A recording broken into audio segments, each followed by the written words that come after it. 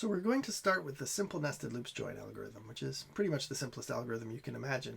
And there's a note here on the right. For simplicity, we're not going to present an iterator implementation for these join algorithms.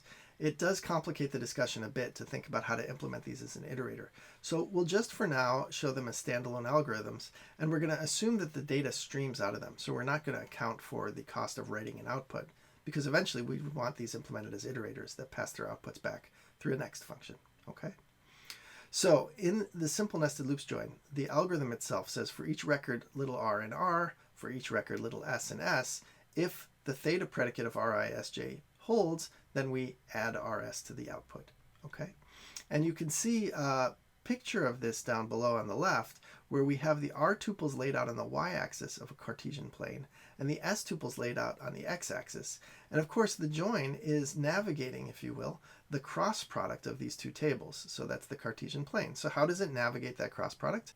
So for each record of r in R, we scan through all the records of S, like so. And we do this for every record in R, scanning through S repeatedly once per record of R. And so you can think about what the cost of this whole traversal of the join space is going to be based on the sizes of the tables as indicated here. So the cost is going to be to scan R once, so that's going to be the brackets of R, plus for each tuple of R, and that's the vertical bars around R, we scan all of S's blocks. So it's bracket R plus vertical bars R bracket S, or 4,000,000,000 IOs to do this join. Now you can imagine changing the join order, where we say instead for each record S and S, for each record R and R, right? And then we'll traverse the join space vertically like this. We cover every point in the space again, but the cost is different now. Now we scan S once, and for each tuple of S we scan R. So that's going to be 500 plus 40,000 times 1,000, which is going to be 50,500,000, which is quite a bit cheaper than doing it in the other order. So pay attention to join orders. They matter quite a lot. And we're going to see this in all of our join algorithms. This is the first most simple example. We can do quite a bit better than simple nested loops join by paying attention to I/O. So let's do that here. We're going to have a paginated or page-oriented nested loops join, where we're going to have a quadruply nested loop. The outer two loops are pages of R and S, and then the inner two loops represent joining tuples up on pairs of pages. So let's see how this works. We're going to take a page from R, and then for each page of R, we're going to go through pages of S. And in the third nested loop here now, we've got for each R tuple in R page, we're going to loop through the S tuples in S page like this. And that's going to check and see if the join condition theta holds on the pair, then we're going to add the pair to the result buffer. And we're going to do this for every page of S for the first page of R. And so in essence, we're going to scan through the Cartesian space one page of R at a time instead of one tuple of R at a time. And it's going to look more like this.